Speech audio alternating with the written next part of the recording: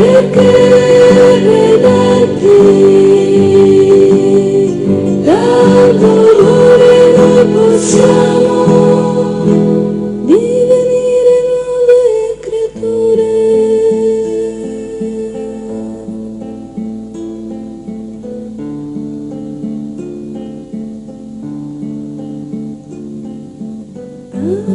Padre, ho bisogno di te, ho bisogno di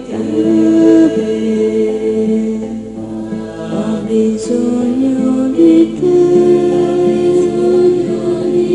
ho bisogno di te, ho bisogno di te, ho bisogno di te.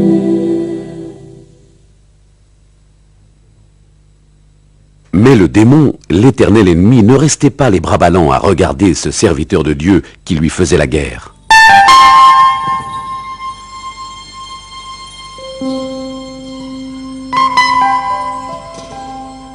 C'était déjà la nuit bien avancée, quand les démons commencèrent leur assaut avec un bruit du diable. Et bien que je ne vis rien au début, je compris cependant par qui cette étrange rumeur était produite. Au lieu de m'épouvanter, je me préparais à combattre, avec un sourire moqueur sur les lèvres. Alors ils se présentèrent, sous les plus abominables formes, et pour me faire dévier, me faire pécher, ils commencèrent à me maltraiter, mais grâce au ciel, je les ai combattus parfaitement en les traitant pour ce qu'ils valaient.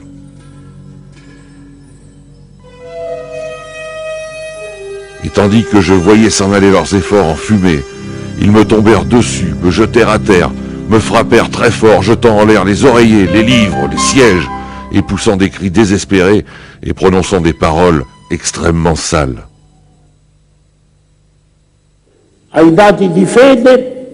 Dans les données de la foi existent les bons anges.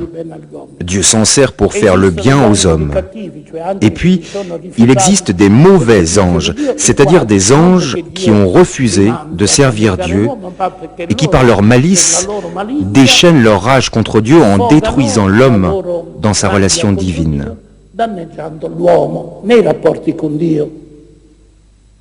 La première et principale action diabolique est celle de s'insérer dans les suggestions, les défauts, les tendances imparfaites de l'homme, pour augmenter psychologiquement la force de la tentation.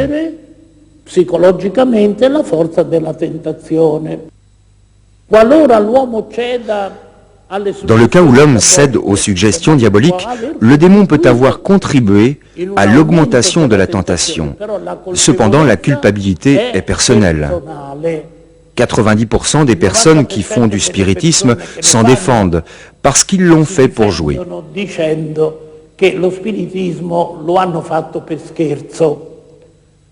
C'est vrai. Certes, l'homme peut faire des choses sérieusement ou par jeu, mais le démon sait intervenir très justement dans les deux cas, même chez les saints. Il demonio può arrivare a prendere di punta anche i santi. J'étais encore au lit lorsque je fus visité par ces cosaques qui me battirent d'une façon tellement barbare que j'estime comme une grâce bien grande d'avoir pu les supporter sans mourir. Mais le bon Jésus qui a permis à Barbe-Bleue de me traiter de cette façon ne manqua pas ensuite de me consoler et de me fortifier dans l'esprit. La grandezza di Padre Pio va vista oggi. On regarde aujourd'hui la grandeur de Padre Pio sous une lumière que certains intellectuels ont peine à accepter, car on sait qu'aujourd'hui, l'existence du diable est remise en question, jusqu'à le nier. Au contraire, à commencer par Pietrelcina, dans la petite chambre Pia Romana à San Giovanni Rotondo, la vie de Padre Pio a été une lutte continuelle contre Satan. Une jeune fille vint de la Haute-Italie. Elle était possédée du diable. Padre Pio passa et lui donna une bénédiction. Et comprenant qu'il se passait quelque chose, il se mit à crier « Sors de cette âme! Sors de cette âme !» Je ne comprenais pas. Je vis seulement cette fille, âgée de 18-19 ans, qui s'apprêtait à se précipiter contre Padre Pio, et que des hommes et des femmes retenaient. Elle se mit à crier « Tu me le paieras !» Moi qui ne comprenais rien de cette scène, je pris Padre Pio et l'éloignai. Et puis, vers 10h30, nous entendîmes un bruit, un hurlement. « Mes frères, mes frères !» C'était Padre Pio qui demandait du secours. Nous nous sommes précipités dans sa chambre et nous l'avons trouvé par terre, bras et jambes étendus, le visage ensanglanté. Je lui dis, « Padre Pio, dans quel état vous êtes? Laissez donc le diable, vous êtes trop âgé pour l'affronter. Voyez comment il vous maltraite, il finira par vous détruire. » « Non, non, répliqua-t-il, j'ai toujours remporté la victoire contre lui. Le combat a été rude ce coup-ci, mais n'avez-vous pas vu cette pauvre femme hier soir?